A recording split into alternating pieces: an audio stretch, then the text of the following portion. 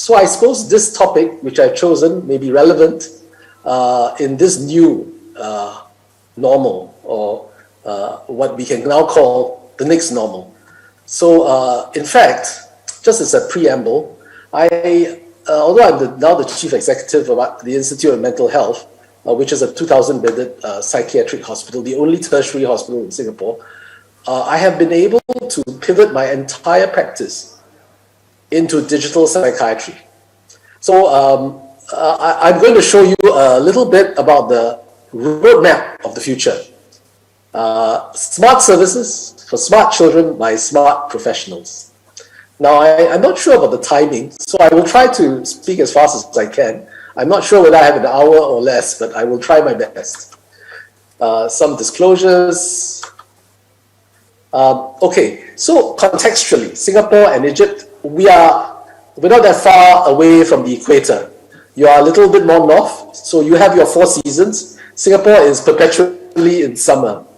So I'm rather hot here wearing my tie, but I thought this is such a formal occasion, I need to be formally dressed. But usually at home, I'm in my t-shirt and quite relaxed. But thank you for the invitation. Singapore is a very small country in relation to Egypt. And if we compare our two countries, you will notice the difference. Egypt has 1 million square kilometers of land. Singapore has 700 square kilometers, and that is in low tide. We are a tiny little island with about 5 million people, literally a city. Your population is 100 million. And in terms of the population distribution, you can see that Singapore is a rapidly aging society. All right, and yes, I am a grandfather. I hope to be another grandfather soon. But many of us are aging. As opposed to Egypt, you do have a younger distribution, and below 50 in age group is 33% of your population. Now, ethnically speaking, Egypt is a fairly homogeneous society with small minority groups. Where Singapore, we have 3 main races: the Chinese, who are migrants from China, the Indians, who are migrants from India, and then the Malays, who are more within the original people of the region. Our healthcare statistic, you can see the difference as well. Infant mortality is 2 per 1,000 in Singapore, with a life expectancy of about 82.5 years. Our literacy rate is 100%, and we spend about 2% of our GDP on health. Now, in contrast, I think you do have a relatively high infant mortality rate, and life expectancy is about 72 years, which is about 10 years less than Singapore's, and your literacy rate is at 71%. Now, this is relative literacy rate. I believe that the women are less educated than the men, and that's something that probably needs some correction. And the health expenditure is currently about 5% of the GDP. Now, despite the differences, Egypt is a fairly digitalized world. About 95% of your population actually have, I think I'll move to the next slide. 95% of your population actually use cell phones. And you can see Egypt there, I've circled it in yellow. In terms of relative use of the internet and the digital world, in terms of use of handphones, cell phones, relatively high for a country with a literacy only at 72%. So people use the computer a fair amount. And of course, young people in particular. Singapore, on the other hand, is a very digitalized world. We are second in the world in terms of digital competitiveness, and 6th in the world in terms of digital quality of life. All our children in schools have a computer, and the problem now is actually the balance of trying to unplug our kids from the digital world to do what children should be doing, like running around in a park or going outdoors. And the other part that's interesting is our doctors, a lot of them are actually growing up now in what we call the digitally native society. So many doctors actually are very familiar with computers. So that's the background on which I'm going to sort of talk a little bit about how this digital world is impacting on Singapore and why we are trying to move towards a smart nation and what are the impact of some of this. Now, the other piece, I said there is a need for balance, is the fact that we have to also teach our children what we call cyber wellness. And that's part of the curriculum today, right? Respect online, having safe and responsible use, and generally understanding the kind of peer influences that happen in this digital world. The reason for this is very simple.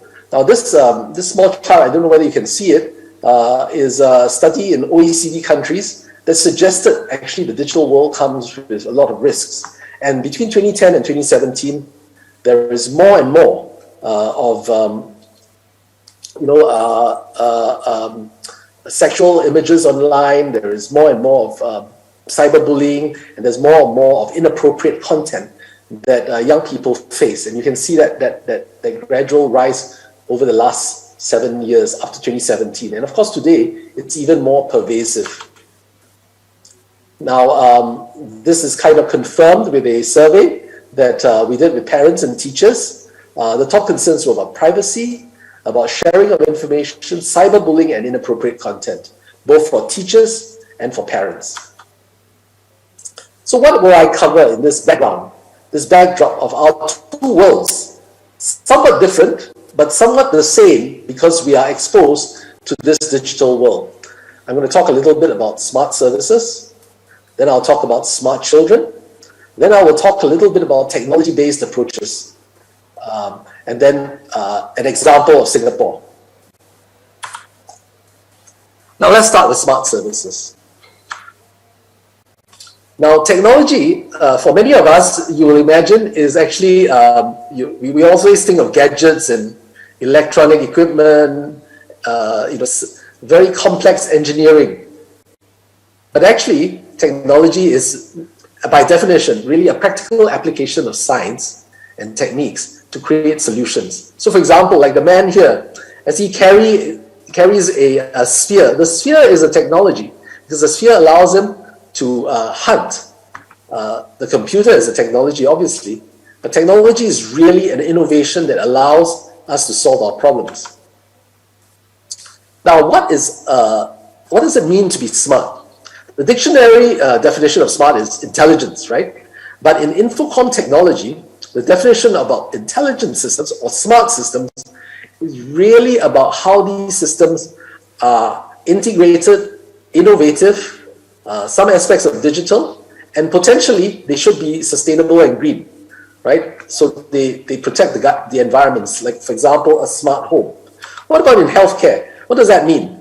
It means that we are able to bring what we do in healthcare, the practice of healthcare, for example, in diagnosis, maybe in monitoring, in preventing diseases, and even in treatment. How do we bring technology, infocom technology in particular, to the healthcare system, and how do we practice better so that we improve and come up with better solutions?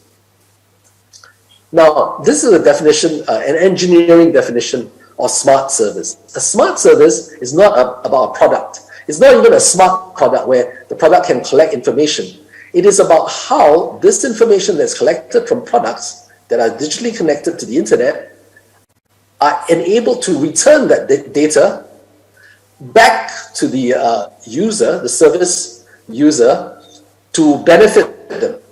So a smart service literally is about how smart products are integrated into the system to produce better care. And in our industry, it will mean that you'll be able to monitor yourself, maybe see a doctor, maybe get treatment, and so forth. Now, in order to get into this digital world and this digital solutions that are smart, there are three things that you have to be first ready for, what we call digital readiness. The first is digital access. There is a need for you to be able to access the information, and then you need to be able to be literate in what this system do. And then finally, you need to get the patients, the families, to be participating. Now, many of us in the world have digital access. 95% in Egypt have got a cell phone, but are they literate in using the cell phone beyond just maybe surfing the internet or sending messages to one another? Do they know what it's capable of, this powerful computer in our hands? Then, how many people are actually using it for healthcare? That's digital participation. Now, in Singapore, we actually have a sort of action plan for developing what we call a digital economy. The basis is, of course, the infrastructure. You must have the Wi-Fi networks, you must have the devices, then you must have some kind of policy regulations and standards for use so that you will not, for example, a lot of private information goes into healthcare. If that's not controlled, you're going to lose that information.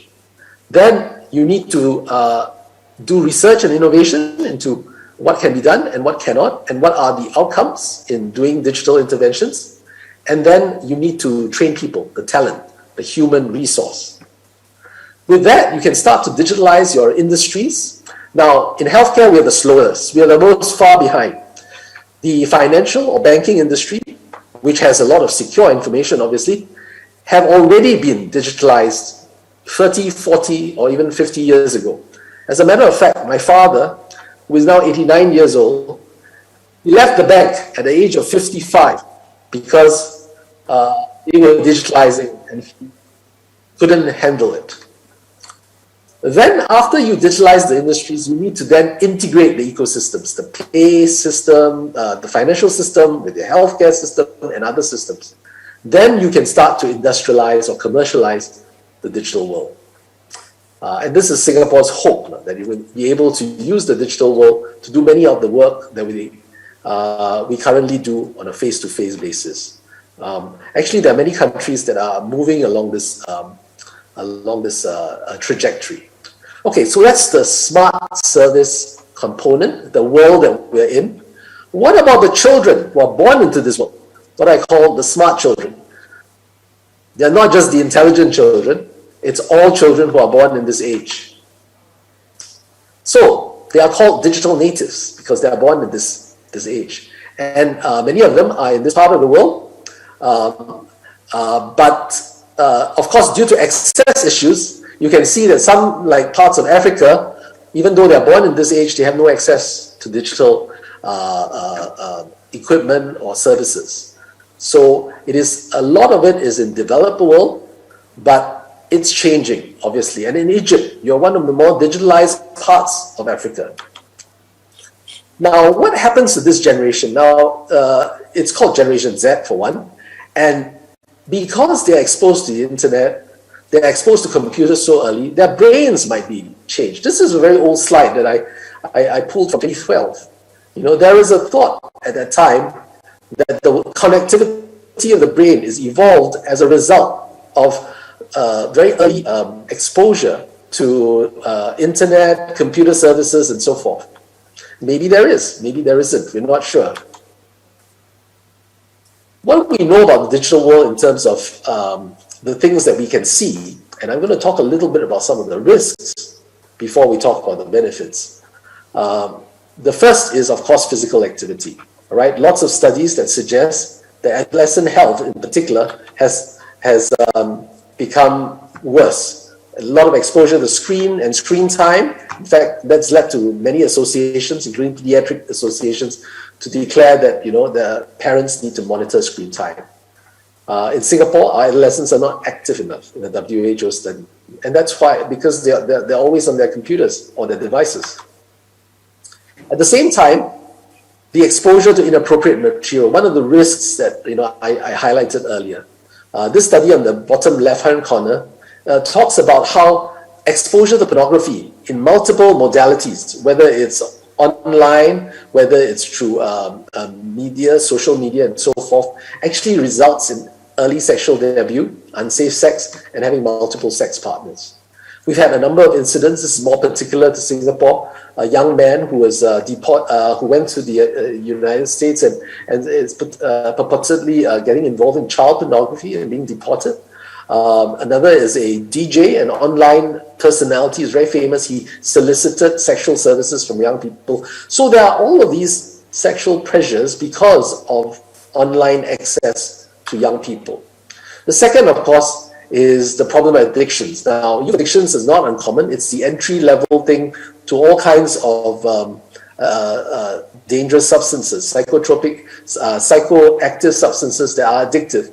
But the two most common, vaping and binge drinking, is probably quite significant. In Singapore, I'm not sure what's the situation in Egypt because you're a Muslim country, but it's a major issue for us. But the behavioral addictions are even more worrying. So we have online gambling, and then of course, gaming addiction.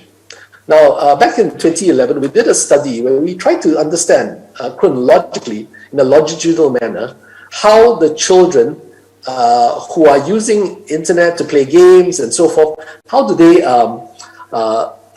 change over time? And we found that the group that continues to play games and become addicted to it is the group that has the least amount of supervision from adults. So adult supervision was quite critical in reducing the likelihood of gaming addiction. And then the mental health conditions follow this addiction. It's not the other way around. Originally, a lot of the thinking behind this was that if you're mentally ill, you become addicted to games. What we found was that addiction to games was the entry point for developing all kinds of mental health conditions, including anxiety and depression. And then we have what I call violence victimization or bullying. Now, Singapore actually has very high bullying rates globally.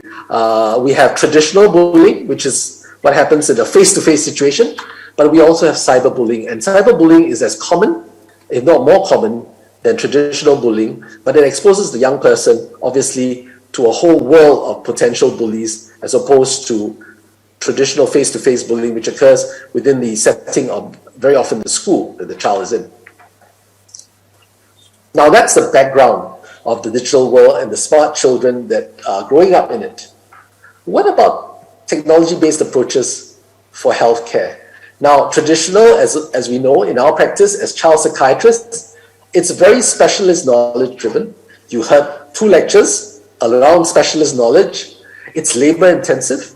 It focuses on person-centered therapeutic alliance. You need that relationship with the young person. And very often, technology is seen as a hindrance.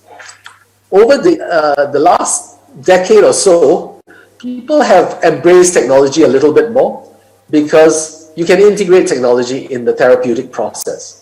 So there's more of the use of technology in interactions. But still, traditionally, it's a face-to-face consult with technology as add-ons. What the new world, the new normal is suggesting is that we can have what I call a technology innovative system, using technology to enable it. So it's information gathering, treatment access, and monitoring and follow-up. Let me explain this a little bit more. There are essentially three things in what I call digital mental health systems that are available today. I mean, you can probably group everything into these 3 main groups. The first is telehealth platforms. This allows collection of data from clients, their families, and allows for use of large databases to predict disorders, do kind of assessments that will allow you to have kind of an aided support to a psychiatrist doing an evaluation. You collect the data, people go online, and everything is secure and defined for you. It includes, of course, electronic medical record system, and I'll talk about this in a while. The second group is about applications and AI chatbots. Applications are very common. Every day there's new applications that you can find on either the Apple Store or the Google Store where you can download for your care. And chatbots, there are 2 famous ones here, Wiser and Robot. I'll talk about that as well.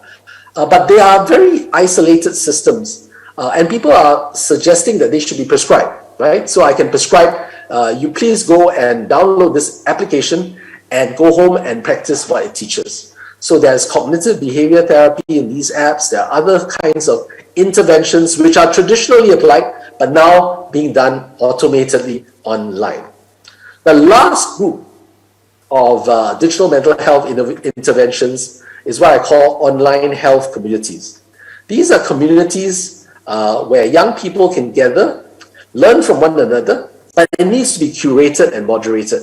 Otherwise, you could go off on a tangent. And there's a risk that young people, when you gather them in anywhere, they learn all the bad habits together. These are 3 digital mental health solutions that are quite important. And I'm going to talk a little bit more about this. So with online health communities, this is an example of, say, COVID-19. You know, a lot of crowdsourcing of information because it's a new disease. So people don't know much about it. If you go online and if you are worried, you can check, you ask questions, and people will answer. It's crowdsourcing, very much like crowdfunding, but it's instead of funding with money, you fund with knowledge, right? And it should be moderated, obviously, and the possibility of creating multilingual, you know, you can have different languages, and it can be quite personalized, but it's more in the upstream in terms of health promotion, maybe prevention, less effective, I suppose, in treatment, although treatment support is still useful in these online communities. So this is one possibility that we should consider developing. In Singapore, we have a new SG. It doesn't have a community, but it could potentially create an online community, but it has a lot of information about healthcare. So this is sort of the makings of what I call an online community. The next is, of course, apps and chatbots. I think it's important that, you know, for the development of applications, that there is a way to rate applications because there's so many apps out there. I would encourage you to go and find APA, the American Psychiatric Association, has actually got an app rating system so that if you're going to choose an app, you go through it. This is a screener that they have. They have a much more comprehensive 5-step evaluation of every app that you would potentially choose to use in your clinical practice. So this is one possibility that we can create. Now finally, telehealth platforms. Now traditionally, our face-to-face consults with youth and the professional is like this, right? They have to go to a clinic and they have to see somebody. And then sometimes we have to bring the parents along, or if the parents are not available, we have to make another appointment to see the parents. Then we have Tele Consult. This is where there is a remote professional facility and provides treatment through remote means. Like, for example, when we are meeting here online, my Zoom account is used for online therapy this way. So tele-treatment is done with this way, and occasionally, when I have a new case, I actually have a clinician on site in our hospital, the parents and the child, and I'm at home in my Zoom watching this interaction, intervening, talking to them as well. But you need to have the facilities and, of course, the electronic medical record that allows us to share information, me with my colleague, in a collaborative manner. There's also allowing in an EMR system to create monitoring systems. That's telemonitoring. Now in mental health care, you are wondering what kind of telemonitoring is available. There are 2 types of telemonitoring. There's synchronous, which is live. That means you ask them to, okay, can you take your pulse? Can you show me your eye? And I take a picture of it, you know, and give them certain instructions, do the blood pressure and so forth. There's also asynchronous telemonitoring, or sometimes what we call passive. They can key in the information, or they collect that information on their own, and then it automatically collects it. For example, if you have what I would call like an Apple Watch or other monitoring devices, it actually passively collects information and then sends it to this remote monitoring system, which will then link up with the electronic medical record and inform the professional in a remote site. Then finally, there's what I call telesupport.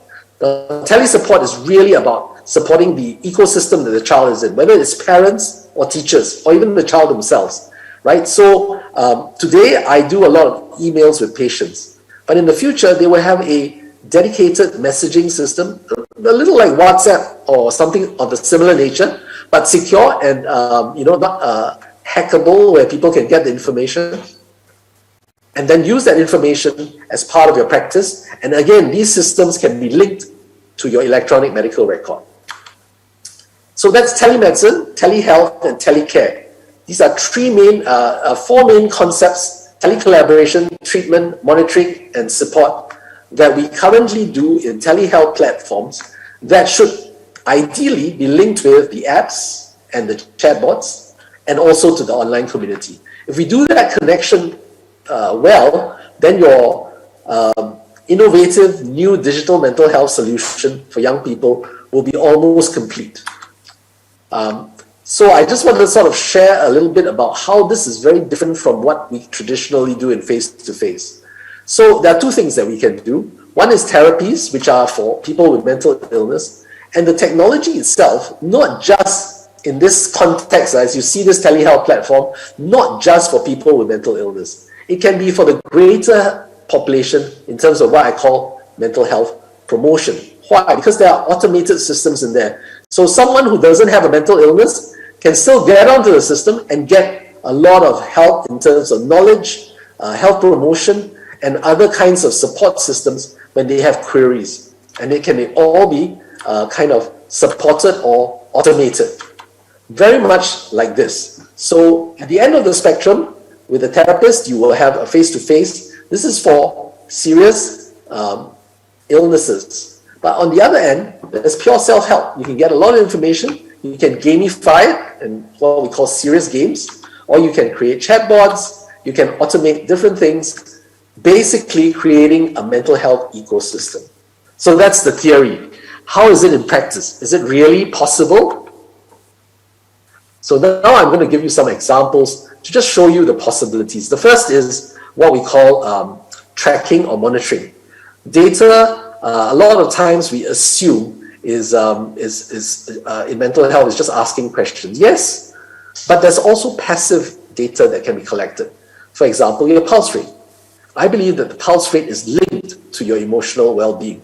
So if you monitor your pulse over time, you can have a good indicator, and perhaps one day could predict all kinds of things, predict your emotional state, your behavior, and so forth. Okay, I have a little video here on telehealth, just to show you.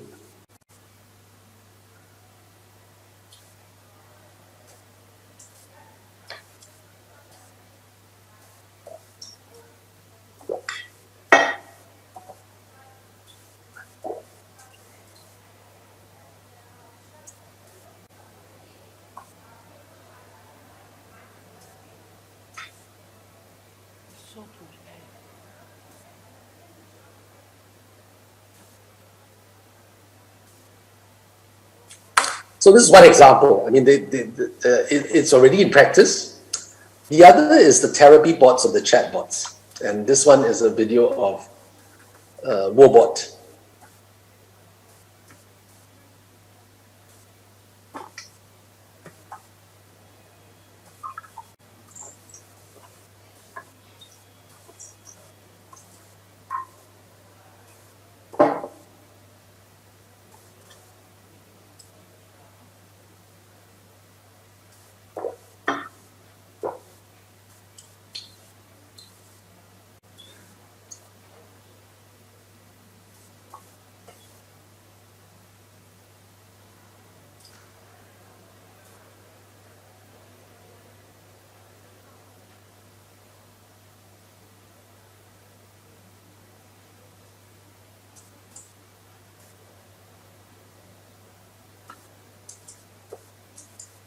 Sorry.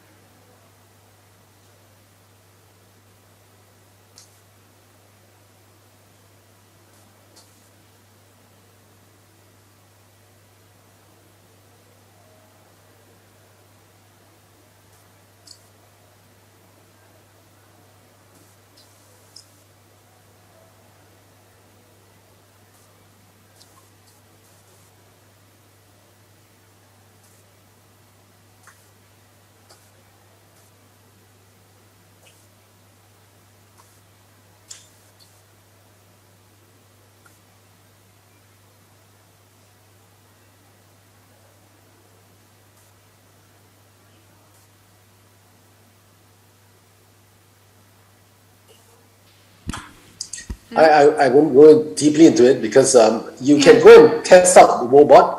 It's on Facebook. You just search robot and it'll turn up as an app that you can play and discuss and find out for yourself. In Singapore, we use the other famous chatbot called Wiser, which is a penguin. They are all AI enabled. That means they learn with artificial intelligence. They become better and better at what they do. But they are only one aspect. We tried it with young people and they seem to like it. So it's something to think about it and to see how useful it is in your setting as an add-on to applications. Now, of course, there is immersive experiences, which probably will be very useful, especially if we are pivoting into a telehealth kind of a concept. I've been working very hard in trying to see patients online.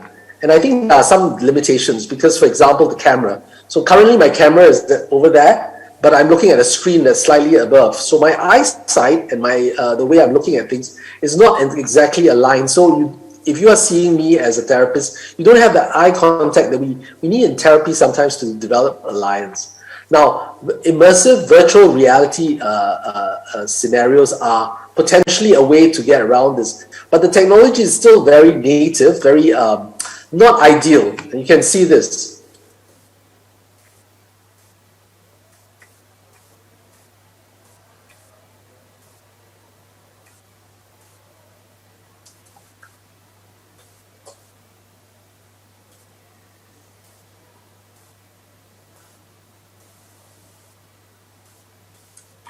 Okay, I won't go very much into it because it's a long video. But what I wanted to share is that these immersive experiences could potentially be therapeutic ones if you were to put them on and see your therapist and have that conversation. But we're not quite there yet. Then there's what we talked about, these online communities, what we call peer-to-peer sharing or crowdsourcing. And there's examples of this around the world. This is one example.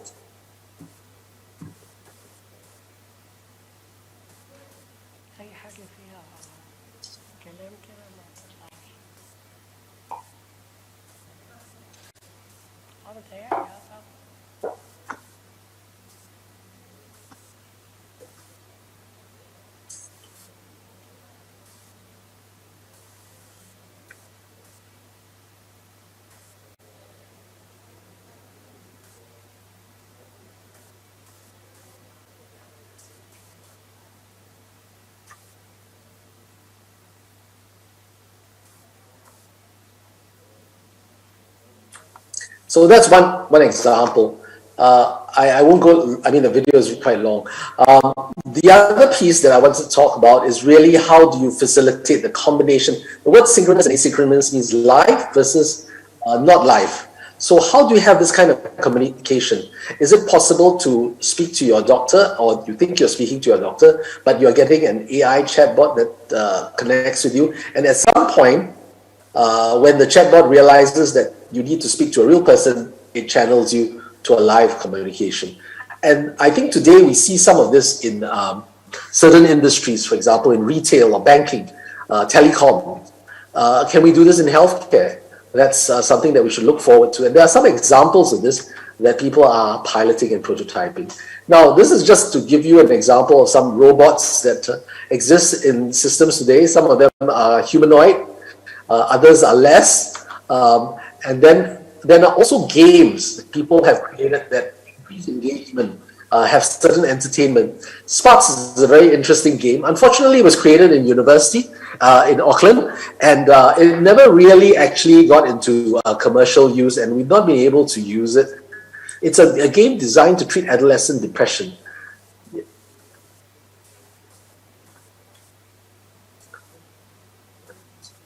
So Sparks is actually an adventure game where you learn about depression and you learn cognitive behavior therapies principles.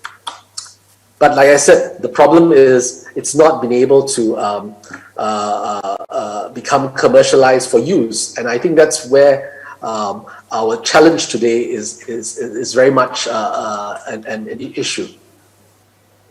Oh, the video has no sound. You cannot hear the video, is it? Oh dear, I'm sorry about that. Let me see if I can adjust that.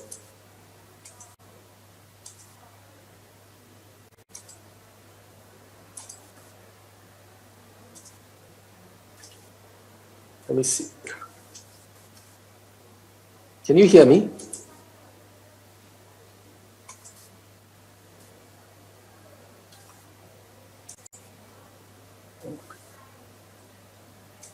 Okay, maybe I'll do it this way. Is it that?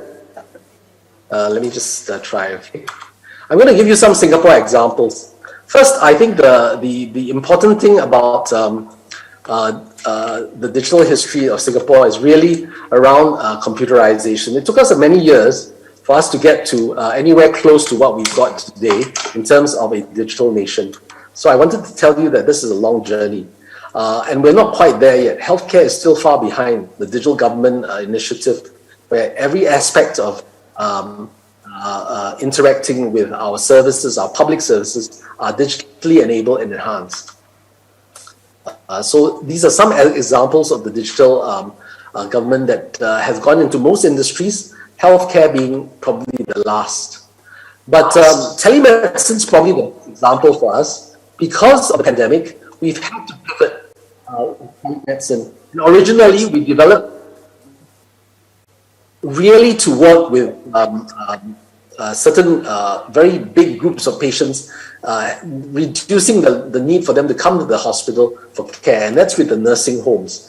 But because we started this process, it enabled us to really pivot during the pandemic very quickly. We did some accelerated learning and training, both for the staff and patients. And remember, you need to train patients how to use the technology. And then, failure mode effects analysis is actually like it's like a risk management system to help us understand where problems will arise. For example, if you didn't hear anything, I didn't realize if you told me earlier, I would have pivoted or changed my system. And we started to use Zoom because it was quite compatible with the work that we wanted to do. And then we create security. We have breakout rooms, out of 50 rooms in an enterprise, unlimited session duration, which is very convenient, especially if I was seeing multiple patients. So today in my clinical service, what we've done is that we've been able to, do it anywhere. I only need my computer. I need a clean computer to allow me to access the medical records. Then I have what I call a dirty computer that's connected to the internet, Zoom. And then I basically open up multiple rooms. I have an assistant, a resident with me who will help me on site if there's anything to do on site. If patients are from their home, my resident helps me to records, order certain things like medication, and get them delivered to the home of the patient. So we have a kind of collaborative plus treatment model. In the last 1 year, almost a year, from October 2019 to June 2021, we've done 21,000 consults, all video. This is my setup. So I'm sitting here like this now. As you can see, I'm wearing shorts there, and I'm also wearing shorts now, even though I've got a t-shirt. I shouldn't tell you these private things, but we've been able to do a lot with our telehealth solutions. And just to add on one more thing, is that we've also created legislation which helps us to regulate this telehealth service, so that today our licensing for the hospitals has got a service license for Tele Consult, so that we can practice Tele Consult, which is a service rather than based just on a premise. That means based on a clinic. Licenses are given out for even Tele Consult service. So in private, people have developed Tele Consult service as a result of that. The ministry has also allowed for a lot of what we call sandbox training and innovation. That means to allow you to try new things within a sandbox regulation, which allows flexibility. And that's important. Ethical guidelines are also developed for the practice of Tele Consult so that they are consistent with ethical guidelines for practice of face-to-face medicine. And then we've got a set of guidelines for the use of this, as well as training. That is a requirement. If you're going to do consults, you need to be trained and you need to get a certification for it. Now, apart from this, the other thing that IMH has been doing is really developing all kinds of interventions. What we don't have today, of course, is how these interventions are linked to our telehealth platform, which is really the next phase of what we're trying to do. One of the common, I think we'll go into some of these. I'll highlight two games that are still being used. They are under evaluation, but we are also practicing using it in the clinic. One is an anger management intervention called Ragnar Tales. If you spell Ragnar backwards, it's anger. And it's based on a 9-lesson cognitive behavioral program for children with anger issues, particularly those with ADHD. And we've created a series of 6 applications which are interrelated, but then can be played separately. And they are played with,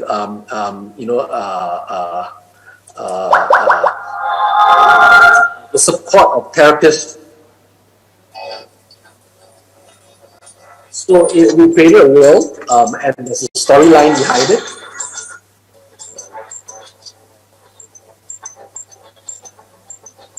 Sorry. Yeah, you're running late. Okay, I'll move ahead with the slides. Let me just move ahead with the slides. Anyway, we've published our data. It certainly shows some effectiveness.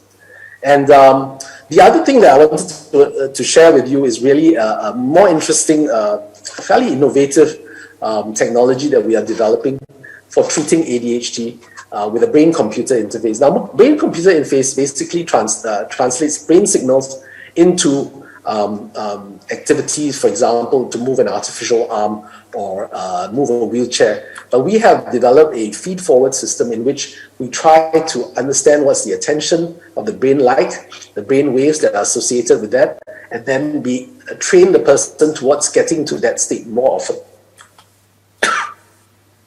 So this was our original brain-computer interface. It's very complicated because EEG, you have to wear it on the brain, on the head, and there are many leads.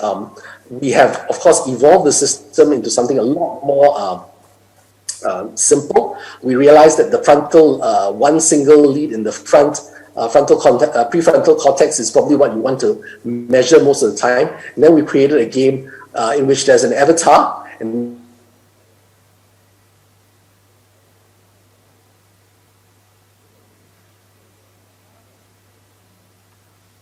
has to move based on a brain score that it gets above as an attentive state of the brain based on the beta theta ratios in the calibration phase.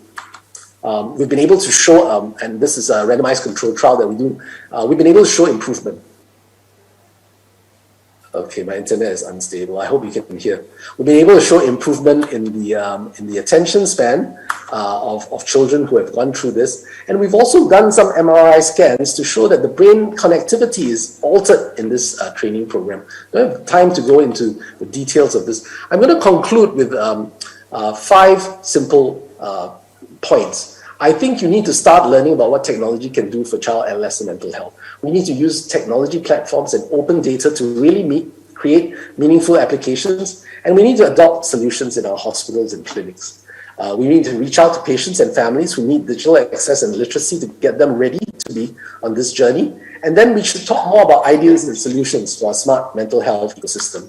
And that's, of course, smart. And in a smart ecosystem, of course, you need smart people. And this is some of the collaborators who have worked with us over the years to develop some of the systems. If you're interested in some of this, the Jakarta Congress is going to be in Dubai. It has been moved to December 2022. Hopefully, we can all meet face to face. Shaping the future really is themed around this idea of digital mental health and what it's like for child mental health. So I hope that you will see you there. And if you're interested in some of our latest books, these are 2 books that we've recently published. They're all available online. You can download as a Kindle book to read, and there's no need to buy physical books if you don't want to. So I thank you very much. This is my small family. Thank you my very grandson. much, Dr. Danny. It's lovely.